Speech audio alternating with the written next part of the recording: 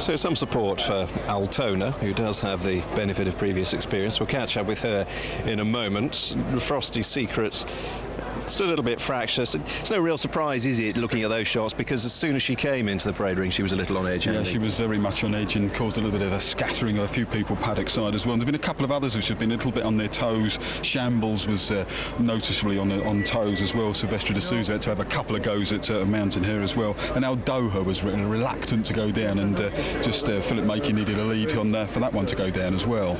Okay, we both had a look at probably most of them as they went through the preliminaries. What did you like in terms of their physical appearance? In terms of physical appearance, Mirabal, very much the paddock pick as well. And the stable have got actually, Peter Chapelheim, got an interesting record here at Warwick with their 2-year-olds. It's 2 for 11 with 2-year-olds, just over 5 years. So they've been quite selective about what they've run. 9 for 41 with 2-year-olds this year, 22% strike rate. So again, the selectivity from the Chapelheim stable. There's plenty of stamina in the pedigree as well. You just wonder, just looking at him, certainly looked the best. Yeah. Just wondered, it wasn't quite there yet. Certainly one to watch for the future. One of the real interesting ones here. The sheen on the coat was beautiful. Okay. Really looked good, in a good shape and make of horse, but just looked like it might just come on for the run. Okay, you mentioned the stamina and the pedigree. 7 furlongs at Warwick is, particularly when the ground is on the quick side, as it is today, is essentially quite a sharp test, isn't it? Yeah, there is a little bit of, it's not harbour too much on there. There's lots of stamina. There is a little bit of sprinting pedigree in there, because the dam produced a winning 2-year-old sprinter in Tipsy Girl as well. And I quite like the profile of that Chapelheim yard here, but probably more a sort of place selection than anything else, but very much one to keep an eye on in the future. You think second time out might well be the time to catch Mirabal, but physically the pick of the paddock. I liked Kylan in appearance. She filled the eye, and I was a little disappointed just in the size really of Hey Fiddle Fiddle. I thought she was still quite on the small side. She's had a couple of starts already. We know to an extent what she's capable of, but Kylan had a much more of a presence going around. Yeah, I think you're right there, Stuart. And Hey Fiddle Fiddle, it's useful looking, but didn't really feel the eye. Certainly not Mirabal or Kylan did. And though Hey Fiddle Fiddle has shaped well in 2 maidens so far, you just got the feeling that just a little bit disappointed. Of course, we've got the Hills angle here with birthdays and retirements, etc., etc., and they might well have a very good day as well. But again, just look, last time, if you look back at the races, the second time out, just looked a bit one-paced under pressure last time out as well, and just wonder, I just think a bit more cut in the ground might suit this one. It could be a little bit quick for Hey Fiddle Fiddle this afternoon. Okay, so she's quite nimble in physique. It might just be the configuration of the track suits her rather more than it suits one of the 2 of the other more sturdily built types in this race. Let's touch on Altona, because there has been some support for her on course. Redback filly of Mick Shannon's, and she did show a bit at a big price at Newbury. Yeah, certainly, but the maiden itself, it was a pretty average race. If you go through there, there's not, always when looking at maidens, you're looking what comes out of it, the subsequent form, and it's not one of those that sort of eyeballs out and you think, oh, loads and loads of winners out there. Quite take your point, should be better for what was a very considerate introduction, and it's an easier task here and should be a lot sharper. A lot of Mick Shannons do come on for the second time out. He's 6 for 43 with 2-year-olds here over the last 5 years at Warwick, so it's not an eye-popping record, but you could see her coming on, and you respect the money without being bowled over by it. When you look at 2-year-olds, particularly from first run to the second, are you ever influenced by the price they went off in their first start? And I mentioned that with regard to Altona, because she was clearly unfancied for a debut, being sent off at 100 to 1. Do you regard that perhaps as more of a negative, as something that maybe attracted support on debut but then ran green, if you see what I mean? I'd probably be more looking at how they ran rather than the price, because the price is relative. I mean, we've got a horse running later on in the piece of William Haggis's. His name escapes me at the moment. We'll flick through. It's in one of the other maidens. Teacher, that's the one.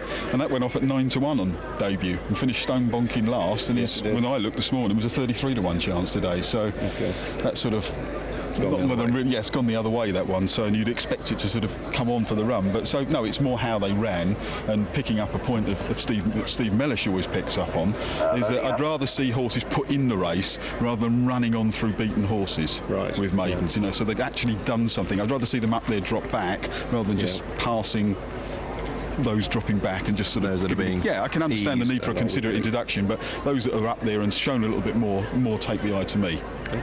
Shall we have a look at the market, if we can?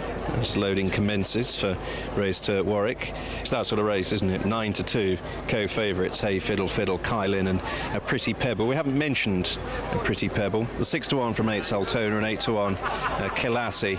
The same price as Miraball, who's in from 11s. It's 12s, bar those. Aldoha on the drift. Pretty Pebble has had a couple of starts and a certain degree of promise in each of them. Yeah, I mean, looking at the relative prices here, the 9-2, the market gives Pretty Pebble and Hey Fiddle Fiddle the same chance, but Pretty Pebble, actually, two maidens, should look to have shown far more promise. 7 furlongs in debut, then back to 6 furlongs, which I didn't really think suited. Back up to 7 here, Pretty Pebble.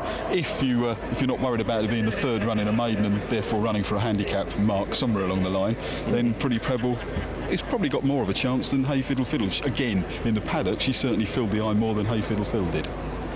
So 9-2 the field as we continue the loading process. 1 or 2 of these a little on edge. We're getting through it quite swiftly. So final line in summary, Andy, what do you like then? I'm really going to keep an eye on one of the paddock picks, Miraball. I expect Kylin to run well. Be interested to see how she gets on from that inside draw as well. And Pretty Pebble will also be on the short list as well. Of the others, well, I suppose you've got to pay attention to Altona, but it's very how Miraball gets on for me. And there has been a little bit of late money as well with that Chapelheim record here. Yes. Clipped around the 8-1 mark from a double-figure price. It's Aldoha who gives trouble at the start, gave a little bit of trouble on the way down as well. She showed a little more in that red car maiden last time, keeping on into 4th place, having been slowly away in green on her debut at Catterick much earlier in the summer. I'm going to keep an eye on the runner Kylin. She took my eye in the parade ring. She comes from stall 3 in the familiar grey and pink colours of Raymond Tooth. Handlers winning the battle with Aldoha. They usually get their man, or in this case, woman. And there are only 3 or 4 more left to load, so it's probably... oh dear, that's Fiddle Fiddle. And, oh, well done. Yep, he managed to hold on to the filly. Michael Hills is up on his feet. Michael's up. I hope he's okay. I think he is. Very nasty experience. Fortunately, they went backwards in different directions. It could have been a whole lot worse if she'd gone right over on top of him. But the others are loading swiftly. It might be a good opportunity to head back up to the box and rejoin Jim. That was a horrible incident, Jim. Certainly was. Very, very nasty fall. As you were saying, Stuart, just as well she didn't land on top of him. But she's quite a few of these fillies pretty new and pretty nervous, and one setting off others. Aldoha is noticeably restless in the stalls after being very, very stubborn. Now Hey Fiddle Fiddle, I think they may go without Hey Fiddle Fiddle. That's it, racing.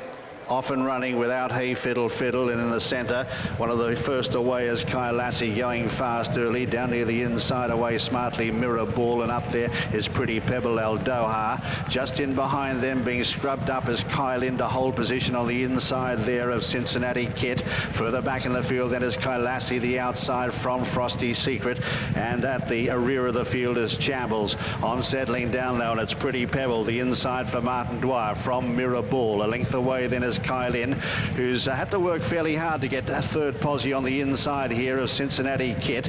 Further back then Aldoha is trapped a little wide. Killassie is just behind them from Frosty Secret. 2 lengths away then Altona, who's travelling on the outside of Chambles. 3 furlongs left to travel as they race down towards the entrance to the home straight. And Pretty Pebble on the inside, a half length to Miraball. They're a length and a half clear of Cincinnati Kit. Then Aldoha, who's going wide. Kylin behind them. Further back is Killassie. They're followed then by Frosty Secret. Altona's under the whip, and well back in the field is Chambles as they race up now with just over a furlong to go. And it's Miraball being tackled in earnest again by Pretty Pebble. Pretty Pebble and Miraball together inside the final furlong. They're about 3 lengths clear then of Frosty Secret running on. It's Miraball sticking to his guns well on the near side. Far side is Pretty Pebble. They race up towards the line, locked together. Pretty Pebble just doing best from Miraball. In 3rd place behind the Frosty Secret, Altona ran on fairly well. They were clear of Killassie, and further back in the field then Cincinnati Kit. Photo finish. Photo finish. Now these 2 horses had the race between them throughout, Pretty Pebble and Miraball. Miraball, the Not Now Cato filly, trained by Peter Chapelheim. Pretty Pebble, Brian Meehan's Cape Cross filly. And that is very close. That is very tight. Well, it was 1.01 Pretty Pebble, and it is, you can't, well, it is 1.01 in the photo, Pretty Pebble. Well, good luck if you're taking that, but it's probably one. That was my initial impression, and I like initial impressions. 109s just now, Mirabal, in the photo. We'll just wait the judge. Here is the outcome of the photo finish for first place. First, number 13, Pretty Pebble. Yep. Second, number 11. Yep, Mirabal in second place. Good debut effort from Mirabal. Pretty Pebble, the benefit of experience. She's got back up. She was definitely headed, but she has got back up. And the boys in box 11 got the photo right.